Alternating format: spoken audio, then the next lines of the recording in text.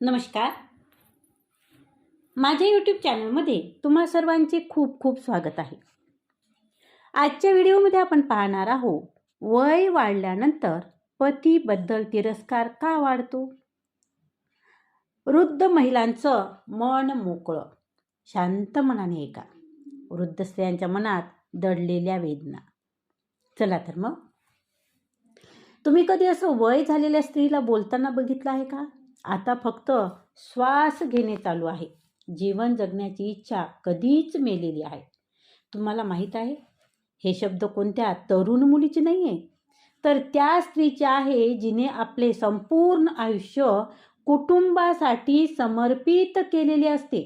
परंतु जेव्हा ती स्वतः आतून तुटते तेव्हा तिच्याजवळ कोणीही नसतं. नाही पती राहत, नाही मुलं राहत, ना नाती कोणती ज्याच्यासाठी तिने सर्व काही समर्पित केलेलं असतं. आणि ती मग तिला तिरस्कारा सुरुवात होती की तिच्या अपूर्ण अपेक्षा ज्या कधी पूर्ण झाल्या नाहीत, की तो राग आहे की वर्षानुवर्षाचं दुःख जे कधी ती बोललीच नाही. आज आपण एक अशी तर सत्य गोष्ट सांगणार आहोत की जे प्रत्येक कुटुंबात घडत असेल, परंतु कोणी बोलत नाही. एक स्त्री वयानुसार कशी आपल्या पतीपासून दूर जाते, जी कधी त्याचं जीवन होती, तिच्या प्रत्येक सुखादुःखाचा साथीदार होती. ती स्त्री त्याच्या आवाजाने सुद्धा आता चिडचिड करायला लागते. त्याची प्रत्येक गोष्ट तिला आता ओझं वाटू लागतं आणि सोबत जोडलेले वर्षानुवर्षाचे हिशोब मनात तिच्या जळत असतात. तुमच्या घरातही तुमची आई, आजी, मामी, काकू कधी चुपचाप राहून सगळं सहन करत होती आणि तिच्या नकळत डोळ्यात ती आता थकावट दिसत असेल. ही थकावट ही काही काम केल्यामुळे नाही, तर ती थकावट आलेली असते मन तुटल्यामुळे. ती दिसत आहे. तर आज हा व्हिडिओ शेवटपर्यंत जरूर पहा, कारण ही फक्त कहाणी नाही आहे, तर ही आहे त्या स्त्रियांचा आवाज जी वरवर तर हसत राहिली, परंतु आतमधून तिची घुसमट होत राहिली. तुम्हाला हे काही भावनात्मक कारण सांगणार आहे, जे समजल्यानंतर तुम्हाला तुमच्या नात्याला पुन्हा समजण्याचा एक मौका, समजून घेण्याचा एक मौका मिळणार आहे.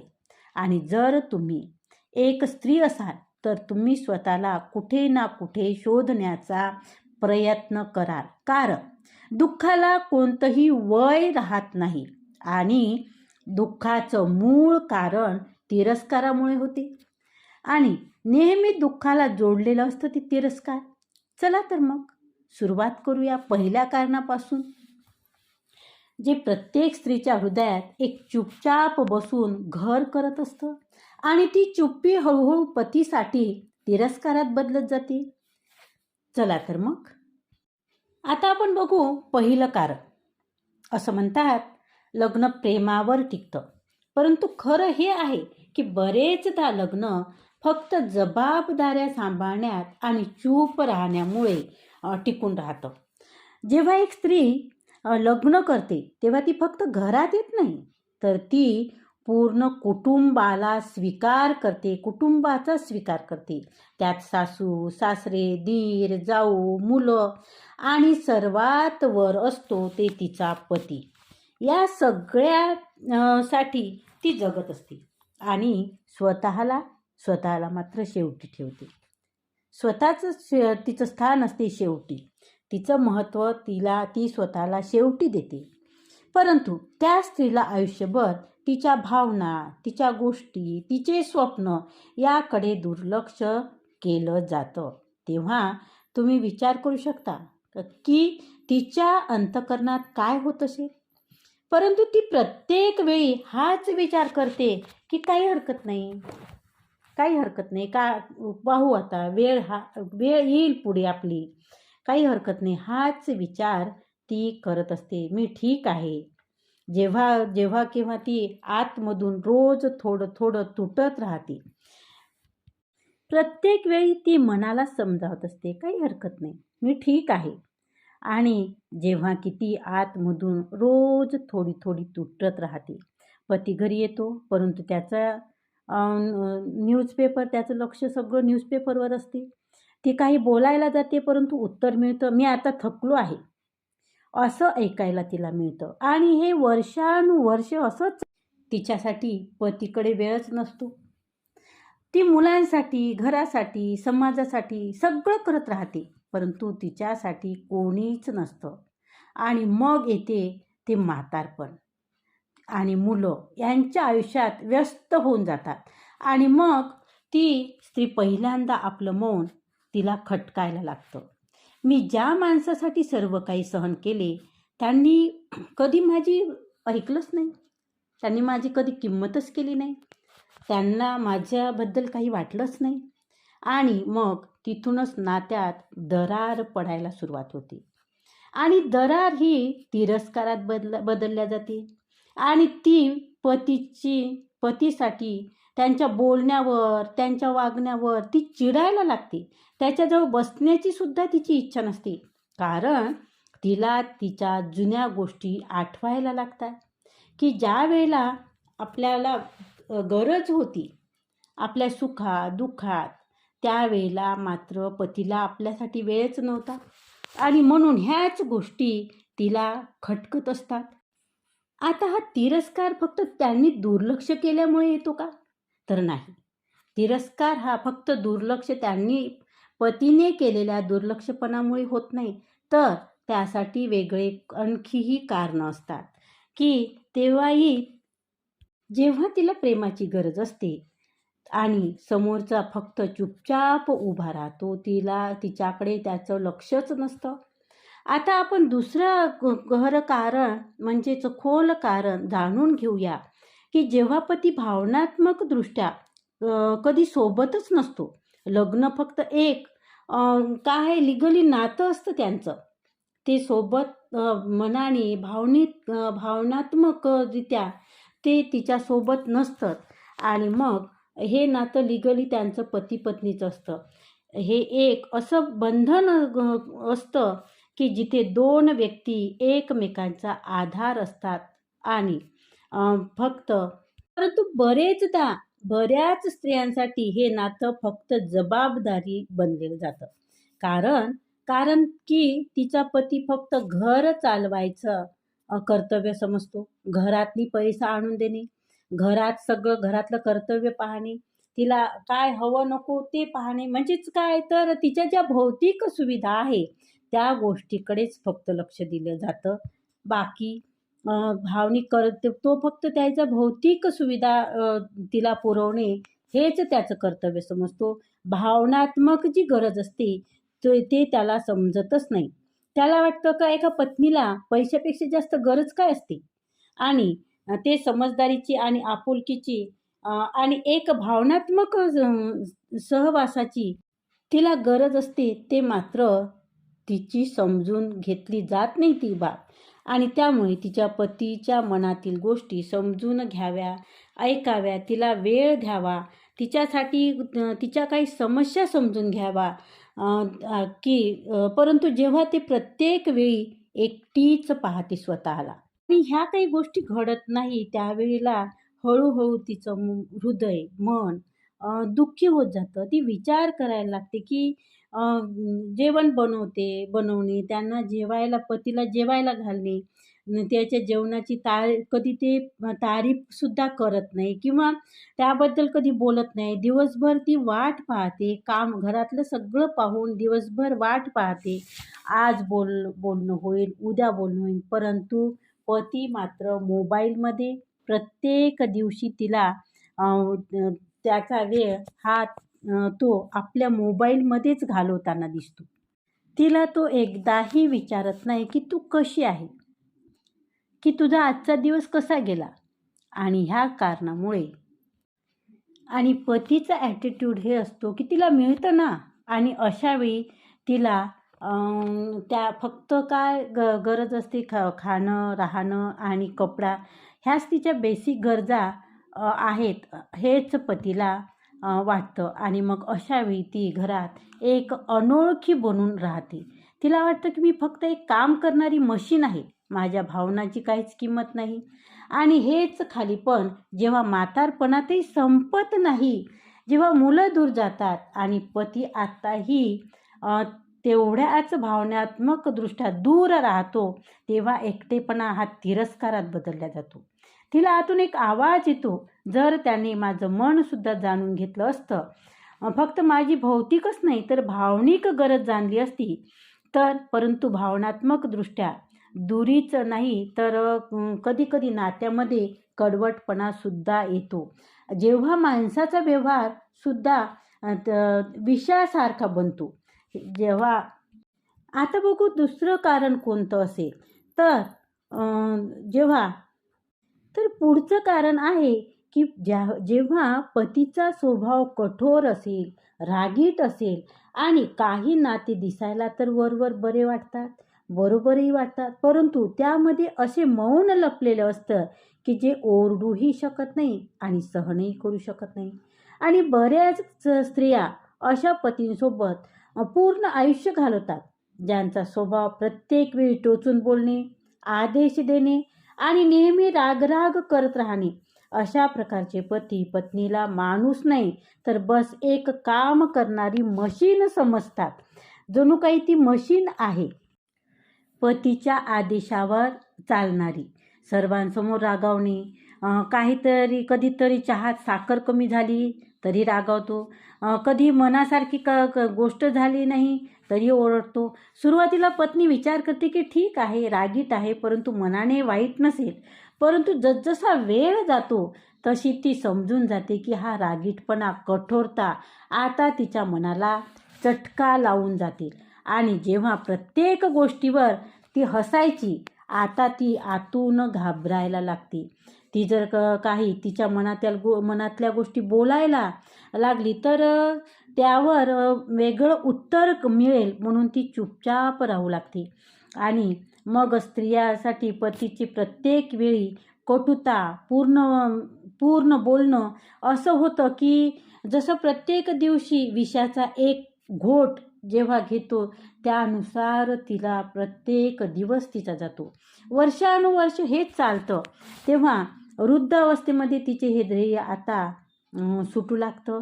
आता ती हा विचार करू लागते की ज्या माणसासाठी मला कधी प्रेमाने पाहिलंसुद्धा नाही, त्याच्यासाठी मी माझं पूर्ण आयुष्य का घालवलं. ती राग करते स्वतःचा आणि स्वतःला प्रश्न विचारते. आणि हाच प्रश्न जेव्हा उत्तर नसतं ह्या प्रश्नाचं, तेव्हा त्याचा राग ती पतीवर काढते, पतीचा तिरस्कार करायला लागते. परंतु गोष्ट फक्त रागाची नाहीच आहे, तर तिच्या कधी हाच दुरावा इतका वाढतो की एका स्त्रीला तिच्या स्वतःच्या जीवनाचा बरोबरीचा अधिकार मिळत नाही. तर आता आपण पुढचं चौथं कारण बघूया की स्त्रिया पतीपासून दूर का जातात वृद्धावस्थेत. तर ते चौथं कारण बघूया आपण. ते खूप घाव देणारं कारण आहे.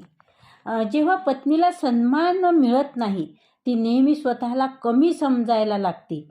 चौथं कारण खूप महत्त्वपूर्ण आहे. एक स्त्री जेव्हा कोणासोबत जीवन जगण्याचा विचार करते ना, तेव्हा ती ही अपेक्षा नाही ठेवत की तिला डोक्यावर बसवावं, तिच्या सगळ्याच इच्छा पूर्ण कराव्या, तिलाच मान द्यावा. ती फक्त एवढाच विचार करते की तिला बरोबरीचा दर्जा मिळावा, तिच्या विचाराची कदर व्हावी, तिच्या निर्णयाचा विचारात घेतल्या जावं आणि तिलाही माणूस समजल्या जावं. परंतु बरेचदा असं होतं की लग्नानंतर तिच्या प्रत्येक गोष्टी कमी समजल्या जातं. तुला काय समजतं, माझ्याशिवाय तू काहीच करू शकत नाही, घर मी बनवलं आहे, घर मी चालवतो, या शब्दाचं ओझं ती कित्येकदा त्या स्त्रीचा आत्मसन्मान हळूहळू त्या शब्दामुळे मारला जातो. आणि वारंवार पतीने हे अशा शब्दांनी बोलल्यामुळे तिचा जो सन्मान आहे, आत्मसन्मान, तो त्याला आत्मसन्मानाला ठेच पोचते आणि त्याच कारणाने ती पती त्याच्या ऑफिसच्या कामाला मोठं मानतो आणि पत्नीच्या घरच्या कामाला तू काय करते कमी समजतो. तू तर दिवसभर घरीच राहते. अशा शब्दाने तिच्या कामाची पर्वा तो करत नाही. तिचा सल्लाही त्याला ऐकायचा नसतो. तिची पसंत नापसंत याचाही विचार नसतो. तिला काहीच महत्त्व देत नाही. कधी कपड्यावरून तर कधी टोमणे मारल्या जातात तिला. कधी शिक्षणावर तिच्या प्रश्नचिन्ह निर्माण होतात. जसे की तिची उपस्थिती किंवा तिचं असणं काहीच महत्त्वाचं नसतं. आणि स्त्री हे सगळं वर्षानुवर्ष जेव्हा सहन करते, कारण तिला वाटतं की कदाचित काही बदलेल सर्व परिस्थिती, परंतु जेव्हा वय वाढतं आणि ह्या परिस्थितीत काहीही बदल होत नाही, तेव्हा तिचं मन विद्रोह करू लागतं. आता ती हा विचार करते की प्रत्येक वेळी त्याच्या निर्णयाचा माझं नशीब मी मानलं आहे, त्याच्या निर्णयाला माझं नशीब मी मानलं आहे आणि त्याला माझं काहीच नाही. त्याने मला कधी माणूस समजलंच नाही. हे दुःख आता चुपचाप नाही राहत, तर आतल्या आत ते अपमानाचं विष बनतं, जे प्रत्येक वेळी पतीला आवाज ऐकताच आतून खवळतं आणि मग तिरस्कार जन्म घेतो. परंतु थांबा, जीवनाची सर्वात मोठी तकलीफ तेव्हा होते जेव्हा पती अपमानच करत नाही, तर दुसऱ्यांसमोर आपल्या पत्नीला कमी दाखवण्याचा प्रयत्न करतो. आता पुढचं कारण थोडं आणखीन कडवट आहे. चला आपण जाणून घेऊया 5वं, जी खोल जखम तिच्या मनात जे असते ती. तर ती पती सर्वांसमोर तिची इज्जत जेव्हा काढतो, स्त्रीच्या नजरेतून तो उतरतो. जो पती तिला सर्वांसमोर बेइज्जत करतो, अशा पतीविषयी स्त्रियांच्या मनात काहीही भावना राहत नाही. आणि इज्जत ही ती गोष्ट आहे जी स्त्री कोणाला मागत नाही, तर ती फक्त विचार करते की कमीत कमी माझ्या पतीने, माझ्या जीवनसाथीने तरी सर्वांसमोर मला कमी समजू नये. परंतु कित्येक घरी ही एक साधारण गोष्ट वाटतं. पतीचे टोमणे मारणे, रागवणे, मजाक उडवणे आणि तेही कोणाही समोर. तुला काय समजतं? तुला कोणतं काम आहे? तुला काही काम करता येतच नाही. तिला कशाला विचारता? तिला काही समजत नाही. तिला काय माहीत आहे त्यातलं? हे तिला काहीच कळत नाही. किंवा पाहुण्या रावण्यांसमोर तिचा अपमान करणे हे नेहमीच असेच आहे. काहीतरी गडबड करत राहते, हिचं असंच आहे. हे शब्द जरी आपल्याला ऐकायला हलके वाटत असले की काय आहे हिच्यात, परंतु नेहमीच्या मजाकीत बोलल्या जाणारे. परंतु जेव्हा कोणतीही स्त्री सर्व आपल्या पतीच्या तोंडून सर्वांसमोर जेव्हा ही वारंवार ऐकते, तेव्हा तिचा आत्मसन्मान तुटतो. ती जरूर हसते त्यावेळी, परंतु आतून मनातल्या मनात ती रडत असते. जो माणूस माझे रक्षण करणार होता, तो मला सर्वांसमोर अपमानित करत आहे. आणि हळूहळू त्या स्त्रीच्या मनात राग नाही, परंतु एक प्रकारची टोचणी लागून राहते मनात तिच्या. आणि मग अंतर ठेवलं जातं, नात्यात दरी निर्माण होते. आता ती फक्त जेवण वाढते, बोलत नाही. ती सोबत तर राहते, परंतु मनाने ती खूप दूर झालेली असते. आणि मग जेव्हा म्हातारपण येतं, जेव्हा सोबतीची गरज असते, तेव्हा तिच्या मनात एक घाव, एक मोठी जखम असते की ह्या माणसाने मला कधीही इज्जत दिली नाही, तर मग आता मी का याला भाव द्यावा किंवा मी का याचं काही करावं. आणि इथूनच प्रेम जे कधी होतं, आता पूर्ण तिरस्कारात बदललं जातं. जे काही तिचं प्रेम असतं, ते प्रेम मात्र आता तिरस्कारात बदललं जातं. परंतु गोष्ट इथेच थांबत नाही. कधी कधी तिरस्कार फक्त अपमान किंवा टोमणे मारले यामुळं नाही होत, तर निर्माण होते जेव्हा स्त्रीला आपल्या जीवनाचं बलिदान दिलं आणि त्याचं कोणाला काहीच नसतं. जे तिने बलिदान दिलेलं असतं त्याचं कोणाला काहीच घेणं देणं नसतं. आणि तेच 6वं कारण आहे, जेव्हा पत्नीचा त्याग आणि बलिदानाला कधी किंमतच दिल्या जात नाही. एक स्त्री आपल्या आयुष्यात किती स्वप्न बघते आणि ती पूर्ण होतात का नाही आणि त्याला कारणही परिस्थिती जबाबदाऱ्या असतात.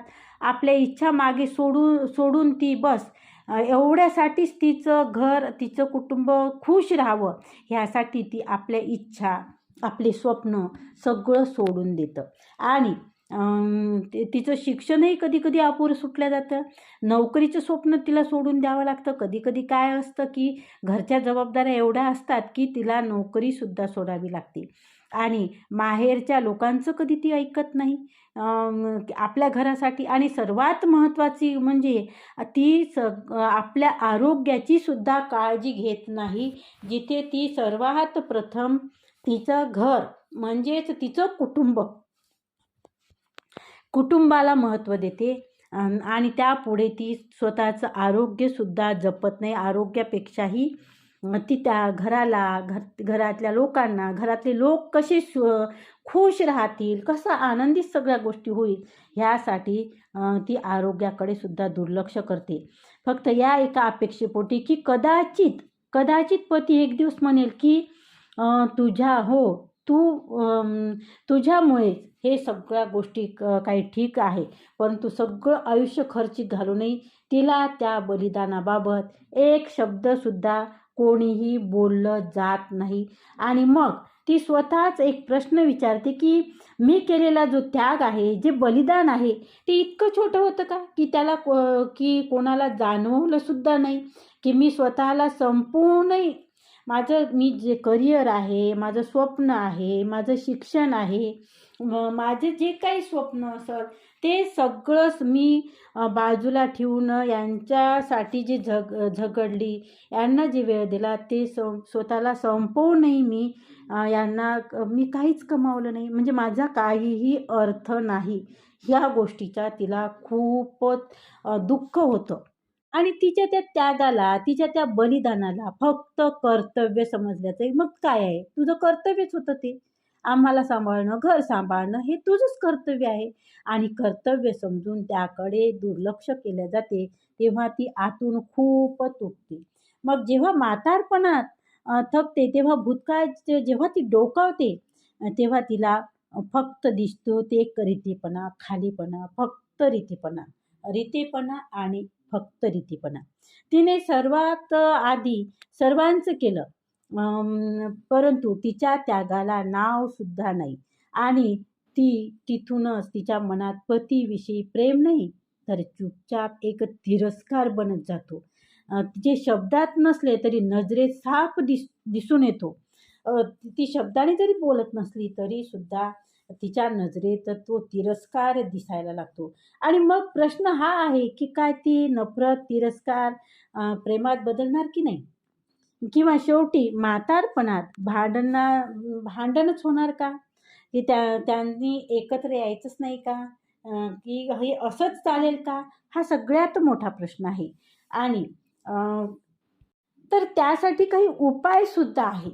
आणि जे पुरुषांनी करणे खूप गरजेचे आहे ते या शेवटच्या टप्प्यावर, तुम्ही ज्या वयाच्या शेवटच्या टप्प्यावर येऊन पोचला आहेत, त्या वयाच्या टप्प्यावर तुम्ही काही गोष्टी कटाक्षाने पाळल्या तर कदाचित सगळ्या गोष्टी सुरळीतसुद्धा होऊ शकतात आणि पश्चातापसुद्धा उरणार नाही.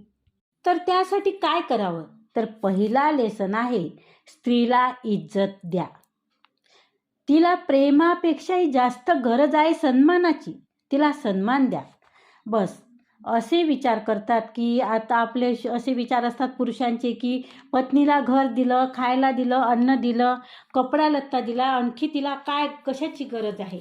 तर तिला गरज असते सन्मानाची, इज्जतीची. तो सन्मान जेव्हा तुम्ही तिला लोकांसमोर तिची कदर नाही करत किंवा तुम्ही स्वतःला जेव्हा तुम्ही स्वतःला घराचा महत्त्वाचा भाग समजत नाही तर ती एक ओझं समजू लागते. आणि हे लक्षात ठेवा, स्त्रीचे हृदय जेव्हा जोडलं जातं, जेव्हा तिला हे जाणवतं की या नात्यात ती एक माणूस आहे, तिचेही महत्त्व आहे.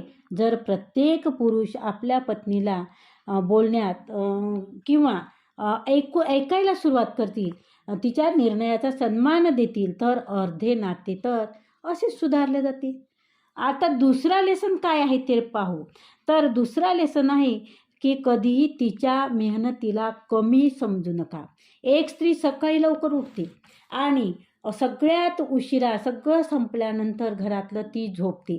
तिचा दिवस बिना सुट्टीचा चालतो, तरीही तिला थँक्यू कोणी म्हणत नाही, तिचे आभार कोणी मानत नाही. तर कधीकधी तिच्याजवळ बसून तुम्ही तिला थँक्यू म्हणू शकता. तिच्या मेहनतीचं तुम्ही थोडंसं शब्दांनी बोलू शकता की तू करते आहे, तू थकली का, की तुझ्यामुळे हे सगळं चालतं आहे. एवढं जरी तिला वाक्य असलं तरी तिला ते पुरेसं असतं. तू खूप मेहनत करते. ते एक वाक्य तिच्यासाठी सगळा थकवा कमी करतो. परंतु पुरुष मंडळी काय करतात की हे करतानासुद्धा खूप कमी दिसत आहे. म्हणजे असं म्हणावं लागते की ह्या गोष्टी साठी ते तारीफसुद्धा त्यांना करण्यासाठी कंजूशी करतात आणि हीच कमी तुमच्या नात्याला पोकळ करत जाते. आता तिसरा लेसन तुमच्यासाठी हा आहे की टोमणे मारणे, रागराग करणे याने घर चालत नाही. चहात साखर कमी झाली की जेवणात मीठ जास्त झालं तर बोलण्यात कडवटपणा आणू नका. आणणं जरुरीच आहे का? नाही ना. कारण काय की ह्या छोट्या गोष्टी रोज रोज बोलल्या जाते तेव्हा हळूहळू मनात एक जखम होते, तिचा घाव बनत जातो आणि ती जखम बोलण्याने दिली जाते. शरीरावर मारण्याचा असं म्हणतात की मारल्याचा घाव शरीरावरचा कधी ना कधी बुजू शकतो, की जर एखादी जखम मारण्यामुळे झाली तर ती बसू शकते, परंतु बोलण्यामुळे जर कोणाच्या मनावर जखम झाली तर ती मात्र लवकर बरी होत नाही असं म्हटलं जाते. आणि म्हणून जे कटू शब्द आहे असं सहसा बोलणं तुम्ही टाळलं पाहिजे. आणि म्हणून हे खूप गरजेचं आहे. एक स्त्री रागाला नाही घाबरत तर ती फक्त चूप होते, परंतु हीच चुपचाप तिचं राहणं कधी तिरस्काराची सुरुवात असते. आणि म्हणूनच तुम्ही वाईट बोलणं किंवा रागराग करणं सोडून दिलं पाहिजे. आता तुमच्यासाठी चौथा लेसन हा आहे की दुसऱ्यांसमोर तिला कमी दाखवू नका. भलेही तुम्ही खूप नाराज असाल, परंतु दुसऱ्यासमोर आपल्या पत्नीला बेइज्जत करणे हे सर्वात मोठा गुन्हा म्हणेल मी इथे. गुन्हा आहे. त्या नात्यात स्त्रिया आत्मसन्मान काय होतं की स्त्रियांचा आत्मसन्मान खूप नाजूक असतो. तुमची एक शिवी किंवा टोमणा मारणे किंवा काही अपशब्द बोलणे तिला आतमधून तोडू शकते. जर तुम्ही तिची तारीफ करू शकत नाही तर तारीफ नका करू, परंतु तुम्ही तिला बेइज्जतसुद्धा करू नका. तुम्हाला इज्जत नाही देता आली, तिची करता आली तर नका करू, पण निदान तुम्ही तिला बेइज्जत मात्र करू नका. आता बघू आपण पाचवा लेसन काय आहे. तिचा त्याग समजून घ्या. तिने जे बलिदान दिलेलं आहे त्या बलिदान तुम्ही समजून घ्या. त्याबद्दल तुम्ही तिला थँक्यू जरूर म्हणा. प्रत्येक स्त्री आपल्या आयुष्यात काही मोठं करण्याचं स्वप्न घेऊन चालत असते, परंतु लग्नानंतर तिचं स्वप्न तिला सोडावी लागतात.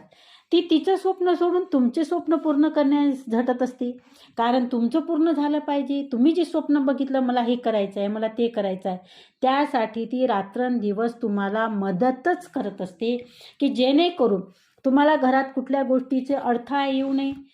त्यामुळे ती घरातल्या कोणत्याही गोष्टी तुम्हाला तुमच्यासमोर कोणतेही प्रॉब्लेम न येऊ देता ती सांभाळत असते. तर तुमचं स्वप्न पूर्ण करण्यासाठी ती झटत असते.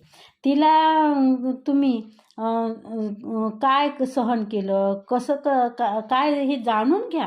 काय काय सोडलं तिनं, काय गोष्टी राहिल्या तिने कोणते स्वप्न सोडले हे जाणून घेणं गरजेचं आहे. कारण तिचा त्याग दुर्लक्षित राहिला तर ती हळूहळू फक्त एक पत्नी नाही तर एक अफसोस बनत जाते. जर तुम्ही कधी तिच्याजवळ बसून तू जे काही केलं त्याचे तिला जर तुम्ही धन्यवाद मानलं तिच्याबद्दल तर तिच्या मनात आजही प्रेम जिवंत आहे. बस तिला एक आवाज हवा आहे. नाते तेव्हाच तुटतात जेव्हा आवाज होत नाही. तर हृदयामध्ये एक शांतता पसरते आणि स्त्रीला तिरस्कार करायला लागेल लागला तर समजा की ती जर स्त्री तिरस्कार करायला लागली तर समजा की ती खूप थकली आहे. प्रेम मागून तुमच्याकडे तिने प्रेम मागितले असेल पहिले, इज्जत मागून पाहिली असेल, स्वतःला सिद्ध करत गेली असेल आणि तुम्हाला वाटत चाललं असेल की आणि ती तेव्हाच तिरस्कार करायला लागते जेव्हा ती आतून खूप तुटलेली असते. आणि आता म्हातारपणातसुद्धा ती आपल्यासोबत असावी असं जर तुम्हाला वाटत असेल किंवा ते गरजेचं आहे ती आपल्यासोबत असणे, तर आजच तिला तो मान द्या, जो तुम्ही पूर्वी जीवनभर ती मागत राहिली. नाहीतर एक दिवस येईल की ती चुपचाप तुमच्या गोष्टीला उत्तर देणे बंद करेल, चुपचाप बसेल. कारण तुमच्या डोळ्यात पाहणे सोडून देईल. तेव्हा तुम्ही समजून जाल की तिरस्कार काय असतो आणि हे नातं चुपचाप त्या नात्याला आता काय होते की जेव्हा ती सगळा तिरस्कार करायला लागते तेव्हा ते नातं एकीकडून कधीही नातं हे दोघांमुळेच टिकून राहतं. एकट्यामुळे नातं टिकत नाही आणि म्हणून तिने जेवढं हे केलेलं आहे की नातं दुरुस्त राहावं, नातं चांगलं राहावं, तेवढंच तुम्हीसुद्धा प्रयत्न करायला हवा आणि मग तेव्हाच तुमचं नातं एक शेवटपर्यंत चांगलं राहील. आत्तापर्यंतचा तुमचा प्रवास जर चांगला झाला असेल तर खूपच शुभेच्छा. परंतु जर तुमच्याही बाबतीत अशा काही गोष्टी घडल्या असेल तर आजच तुम्ही ह्या गोष्टी करा की ज्या गोष्टी तुमसाठी तिने तुमच्याकडे वेळ मागितला होता, तुमच्याकडून इज्जत मागितली होती, तर ह्या गोष्टी तुम्ही जरूर तिच्यासाठी करा. कारण एका स्त्रीला दुसरं काही पाहिजे नसतं. पतीकडून पतीकडून प्रेम आणि तिला इज्जत हवी असते. दुसऱ्यांसमोर अपमानित करणं हे तिच्या मनाला खूप मोठं दुःख असतं त्या. म्हणूनच नातं कुठलंही म्हणजे खोकला होण्यापेक्षा तुम्ही त्या नातं जपण्याचा प्रयत्न करा. तर आजचा हा व्हिडिओ कसा वाटला तर व्हिडिओला लाईक करा, शेअर करा, कमेंट करा आणि चॅनलवर जर नवीन असाल तर चॅनलला सबस्क्राईब जरूर करा. धन्यवाद.